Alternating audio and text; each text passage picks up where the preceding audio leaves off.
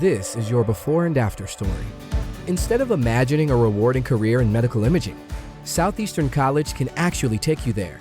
Prepare for a career in ultrasound, radiology, and X-ray technology. With hands-on specialized training, simulations, and real-life experience with the latest imaging technology, you'll be ready to play a vital role on any healthcare team. Transform your life by helping others. Southeastern College. Your future is bright. Visit scc.edu to get started. Welcome in, everybody. Ready to dive deep into e-commerce. Always ready to dive deep. You guys sent in a ton about Amazon and its competitors. Everything from, the straight numbers, sales figures, workforce sizes, even stuff about the founders themselves. Yeah, their backgrounds and all that. Yeah. Buckle up, because I think we're going to find some pretty cool stuff here. I think it's really interesting. We're not just looking at companies, It's how people shop. Oh, for sure. How businesses adapt, the global impact. Yeah. It's a snapshot of where commerce is going in the digital age. Okay, so let's just address the elephant in the room right away. Amazon. 2023 revenue, $513 billion. Staggering. It's mind-boggling. But what's interesting is what that represents, right? Yeah. It's not just about Amazon's success. It's a sign that consumer behavior is changing dramatically. Right. We rely on e-commerce for pretty much everything now. I mean, that revenue figure is like a barometer for the whole industry. Totally. And, it really highlights the challenge for everybody else. Yeah. How do you compete with a company that's basically become synonymous with online shopping? That's the question, right? And we've got sources here that dive into that. Walmart, eBay, Etsy, even TikTok, Facebook. We're all trying to get a piece. Trying to figure it out. But before we get to the challengers, right, let's break down what makes Amazon so formidable in the first place. Over 300 million active customers. Wow. 350 million products. Global workforce of 1.5 million. It's massive. The scale is just massive. It's not just about size, though. Wow. It's about how they leverage it. Right. Their logistics network, for example. Amazon Robotics. Oh, yeah. Their warehouse automation system. It's insane. It's incredible. This isn't just robots moving boxes. This is sophisticated algorithms optimizing every single movement. Yeah. So they can fulfill orders with incredible speed and efficiency. I read somewhere that they use AI to predict what people are going to order before they even click buy. Yeah, that's right. Predictive analytics. Wow. To anticipate demand. They pre-position products closer to customers. That's wild. It is. It's a level of sophistication that most competitors just can't match. Yeah. And then you've got fulfillment by Amazon, FBA. Right. Which lets third-party sellers tap into that same network. So it's not even just about selling their own products. It's about creating this whole ecosystem. Exactly. But other businesses depend on them. That's the network effect in action. Right. The more sellers join FBA, the more attractive Amazon becomes to buyers. Yeah. Because of the selection, the prime shipping. Yeah. It's a powerful cycle. It reinforces their dominance. And we can't forget about Amazon Web Services, their cloud computing arm. Right. Brought in, another $80 billion last year. Yeah. It's like they've diversified beyond just retail. Yeah. Made it even tougher to compete with. For sure. It's interesting to compare that with Walmart, because they actually beat Amazon in total revenue. Yeah, $611 billion in 2023. Right. But when you dig a little deeper, it's clear they're coming at it from a different angle. Yeah. Walmart's strength is their physical presence. Over 10,500 stores globally. They're trying to leverage that with their omni-channel strategy. But I mean, is that going to be an uphill battle? Well, I mean, it is. Can they really compete with Amazon's speed and technology when they're dealing with brick-and-mortar stores? Well, their omni-channel strategies, more than just having stores, they're using those locations as mini fulfillment centers.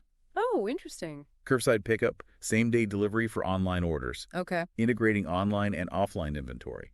Customers can shop seamlessly across both. So they're turning their physical stores into an advantage, like a weapon against Amazon's purely online model. That's the idea. Meeting the customer wherever they are, providing multiple ways to shop. The key is going to be whether they can match Amazon's customer experience, though. Yeah. The speed, the convenience, the personalized recommendations. And what about Walmart Plus Stay? Isn't that their answer to Amazon Prime? It is, but it's still struggling to gain that same level of adoption. Right, because Amazon Prime is basically a cultural phenomenon at this point. It is. Free shipping, streaming services, all those perks. It's powerful. It's a loyalty program that Walmart is still trying to figure out. Okay, so we've got Amazon dominating with technology, this ecosystem, Walmart trying to fight back with their physical stores. What about some of the other players? Yeah. I know we got eBay in the mix here. They seem to be carving out their own niche. What's their strategy? So eBay, they've embraced a different model. They're not trying to be everything to everyone. Right. They're focusing on the unique items, vintage goods, collectibles, stuff you can't easily find elsewhere. It's like the digital equivalent of a flea market or antique shop. Exactly. And their auction-based system is a big part of that. Adds excitement, discovery you don't get with traditional online shopping. Right, but isn't that also a limitation? I mean, that seems like a much smaller market. It is. Their auction model, it can be a strength and a weakness. It limits their audience to those specifically seeking those types of items. Yeah. And they're facing competition from Amazon's own secondhand marketplace, Amazon Renewed. Yeah, it seems like Amazon's constantly expanding, trying to cover every possible shopping need. What about Etsy? Yeah. They're in the mix, too. Champion of handmade and vintage goods. How are they holding up? Etsy's done a really good job at building a brand around supporting small businesses, artisans. Yeah? They've tapped into that growing desire for unique, handcrafted items, cultivated a strong sense of community among sellers and buyers. It seems like they're appealing to a different shopper, right? Absolutely. One who values quality over quantity, Right. Who wants to support independent creators. They're tapping into the conscious consumer movement, where people are more aware of the ethical and environmental impact of their purchases. But doesn't Amazon have their own handmade marketplace? They do. So they're competing directly with Etsy there. They are. And that's a significant challenge for Etsy. Amazon's size, their logistical capabilities are formidable. Yeah. But Etsy has a strong brand identity, loyal customer base, Right. values their commitment to small businesses and ethical sourcing. Okay, so it seems like all the challengers are trying to find their own angle, their own way to differentiate themselves from Amazon. But then we've got the up-and-comers, TikTok, Facebook Marketplace. What are they bringing to the e-commerce table? These platforms represent the rise of social commerce. Yeah. And that's something that's particularly appealing to younger demographics. For sure. TikTok Shop, even though it's still new, has incredible potential. I mean, it's massive, the user base on TikTok. So it's not just about watching funny videos anymore. It's about buying things right there in the app. But aren't there some concerns with these platforms? For sure. About regulation, about trust? You're right. TikTok's facing scrutiny. Yeah. Facebook Marketplace has had its issues with scams and counterfeit products. Right. Building trust, ensuring a safe experience is going to be crucial. And, of course, we have Google Shopping. Right, which is kind of like a giant search engine for products. Exactly. Aggregates listings from all sorts of retailers. Compare it prices, find deals. Their strength is the integration with Google Search. Yeah. I mean, you're literally a few clicks away from finding what you're looking for. But don't they lack control over inventory, logistics? I mean, they're not actually selling the products themselves, right? Right. They're more of a discovery platform. Okay. Than a complete shopping experience. Yeah. They rely on the other retailers to handle the fulfillment, customer service, all of that. So we've got this fascinating landscape. We do. Amazon's the dominant force, but we've got established players like Walmart and eBay trying to adapt. Newer platforms like TikTok and Facebook trying to disrupt the game. It's like a constant evolution of how we buy and sell things. It really is. But it's not just about the companies themselves, right? What about the people who built these empires? Yeah, the founders. We've got some sources here that give us a glimpse into their minds, and I think that's where things get really interesting. It's true. These aren't just faceless corporations. These are real people with their visions, their motivations, and their stories are as fascinating as the businesses themselves. So let's start with the man himself, Jeff Bezos. He didn't just found Amazon, he practically invented modern e-commerce. Right. Leaving a secure job on Wall Street to start an online bookstore, that takes guts. It really does. It speaks to his visionary thinking. He saw the potential of the internet long before most people even had email addresses. And it wasn't an overnight success. I mean, they started small. Took years of relentless focus, innovation to get where they are today. And that's a key takeaway here. Amazon's success wasn't accidental. Right. It was a result of his commitment to customer obsession and his willingness to push boundaries. And now he's off to space with Blue Origin, literally reaching for the stars. It's a testament to his ambition, his long-term vision. I mean, he's not content with just building a retail empire. He wants to push the boundaries of human exploration. And it's that kind of thinking that's driven Amazon's success. Then you've got Pierre Omidyar, the founder of eBay. He created a platform for peer-to-peer sales, which was pretty revolutionary at the time. Absolutely. He saw the power of the internet to connect people, to create a more democratic marketplace. Yeah. Building trust between buyers and sellers was a core principle for eBay, and that's something that still differentiates them today. And now he's focusing on philanthropy through the Omidyar network, proving that success isn't always just about profits. Right. It speaks to a broader vision of using your success to create positive change. Next up, we've got the Etsy founders. Chad Dickerson and Rob Kalin, they really championed small creators. They saw a need for a platform that celebrated handmade, vintage goods, deliberate contrast to the mass-produced items dominating other retailers. And Etsy's focus on sustainability, community, that's been a key part of their appeal. It's almost like they're creating a counter-movement to the mass consumerism that Amazon represents. In a way, yeah, they're offering an alternative, a way to shop more consciously. Okay, so we've got Amazon, Walmart, eBay, Etsy, but we've got a few more founders to discuss. Let's move on to Walmart's CEO, Doug McMillon. Now, his story is an interesting one. He inherited a retail giant that was struggling to keep up. And he's the one spearheading their digital transformation. So he's leading the charge against Amazon, trying to bring Walmart into the 21st century. But what's his strategy? I mean, how's he trying to compete with a company that was built from the ground up for e-commerce? We'll be back after a quick break. Hey there. Welcome to Good Advice Giver. First, we want to start by saying a massive thank you for tuning in today. Whether you're a long-time listener or you're joining us for the first time, we're truly grateful to have you here. We know you've got a lot of options when it comes to podcasts, so the fact that you're spending your time with us means the world. So thank you. That's right. We're excited to have you with us because here on Good Advice Giver, we cover just about everything. Whether you're interested in sports, relationships, sex, money, finances, business, digital marketing, music, education, movies, comedy, or something else entirely, we've got it all. No topic is off limits here, and we dive deep into real, meaningful conversations that matter.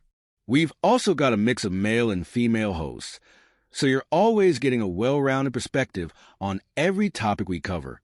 From business strategies to personal development, from car shopping to digital products like affiliate marketing, we bring a little bit of everything to the table.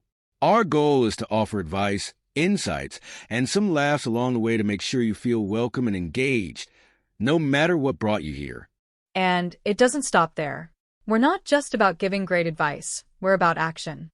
On this podcast, we even sell products and services we believe in, from affiliate marketing opportunities to cars and more. So whether you're looking to boost your business or find practical ways to improve your everyday life, you're in the right place. As always, we want you to stay connected with us.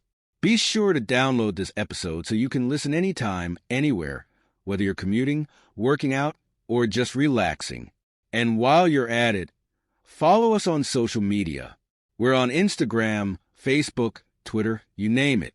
That's the best way to stay in the loop for upcoming episodes, behind-the-scenes content, and even giveaways.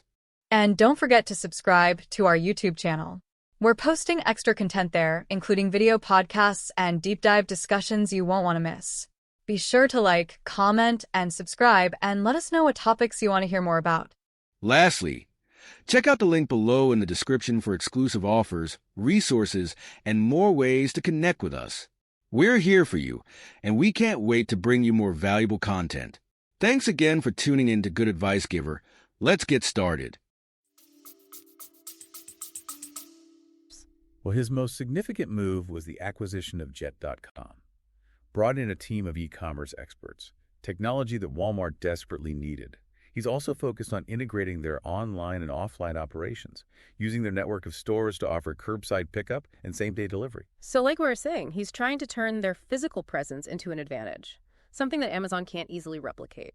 It's exactly. Recognizing that Walmart's strength lies in its reach, its ability to serve customers both online and in their local communities. It's like he's taking the fight to Amazon on multiple fronts, trying to outmaneuver them with technology, logistics, and good old-fashioned brick-and-mortar retail. A bold strategy.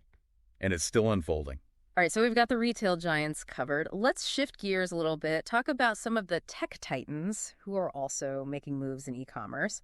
We've got Mark Zuckerberg, the founder of Facebook, or Meta, as it's known now. Right. His foray into e-commerce is interesting because it represents the convergence of social media and shopping. Yeah. Right? Facebook Marketplace is just one piece of a much larger puzzle. He's trying to build an entire ecosystem within the metaverse where people connect, communicate, and of course, buy things. Exactly. He's leveraging that massive user base, the power of those social connections, to create a new kind of shopping experience. But isn't there a trust issue with Facebook? Oh. I mean, they've had their share of privacy scandals and data breaches. Do people really want to shop in that ecosystem? That's a valid concern. Yeah. And it's something Facebook's going to have to address if they want to gain traction in e-commerce. Yeah. They're going to have to convince people that their data is safe. Yeah, it's almost like they're trying to overcome their own reputation at the same time as trying to reshape the future of shopping. It's a pretty ambitious undertaking. It is. And it's going to be interesting to see how it plays out. I mean, Facebook has a history of disrupting industries. Yeah. So you can't underestimate their potential. All right. And finally, we've got the Google guys. Yeah. Larry Page and Sergey Brin, who literally changed the way we search for information. Right. Their impact on e-commerce is less direct than some of the other founders we've talked about, but it's no less significant. Right. I mean, Google search is the primary way people discover products. Research purchases. It's like they're the gatekeepers of online shopping. They control the flow of information, which gives them a ton of influence. Exactly. And their advertising platform, Google Ads, is a major revenue driver for e-commerce businesses. So even though they're not directly involved in selling products, right, they're playing a crucial role in shaping the landscape. All right, so we've covered a lot of ground here. Talked about the companies, the founders, the strategies, the challenges. It's clear that Amazon is the one to beat. They've set a high bar. But as we've seen, there are other players out there, vying for their piece of the pie, each with their own strengths and weaknesses. But even with all this competition, Amazon has some key advantages that make them incredibly tough to topple. So let's delve into that a little deeper, shall we? I mean, when you look at Amazon's success, you can't ignore their logistics and fulfillment operation. They've turned prime delivery speed into a weapon. Same-day delivery in some areas. It's insane. But how did they achieve that? Well, we touched on the robotics system earlier. But it's not just about having robots in warehouses. It's about the whole system working together. Right. I read somewhere that Amazon warehouses are designed so products are constantly moving, almost like a living organism. Really? Yeah. They use something called chaotic storage. Chaotic storage? Where items aren't organized in a traditional way. Okay. They're placed wherever there's space, and sophisticated algorithms track their location. So it's like organized chaos. Exactly. But how does that actually make things faster? So think of it this way. In a traditional warehouse, you might have all the coffee mugs in one aisle and all the phone chargers in another. But in Amazon's system, those items could be scattered throughout the warehouse, closer to where the pickers are. Oh, I see. So it's about reducing the distance those pickers have to travel. Exactly. It all comes back to their customer-centric philosophy. Right. They're obsessed with shaving off every second in the fulfillment process. Makes sense. It's not just speed, though. It's reliability. They've invested heavily in building a robust delivery network, with their own trucks and planes even. Right. All to get packages to customers as quickly and efficiently as possible. And then there's fulfillment by Amazon, right? Right, FBA. Where third-party sellers can take advantage of that superpower. It must be a huge draw for smaller businesses. Oh, absolutely. Yeah. It gives them access to Amazon's infrastructure, their delivery network, customer service. It's a turnkey solution that lets them focus on their products and marketing, and it creates that powerful network effect for Amazon. We've mentioned the network effect a couple of times. Right. Can you break that down a little bit more? What does that mean in this context? Sure. So it's the idea that a platform becomes more valuable as more people use it. In the case of Amazon, the more sellers join FBA, the more attracted it is to buyers because of the increased selection, the prime shipping, all that. And then as more buyers are drawn to Amazon, more sellers want to join. It creates this self-reinforcing cycle. It's like a virtuous cycle. Exactly. Success breeds more success. And that's a big reason why Amazon is so dominant. They've created this ecosystem that's tough to replicate.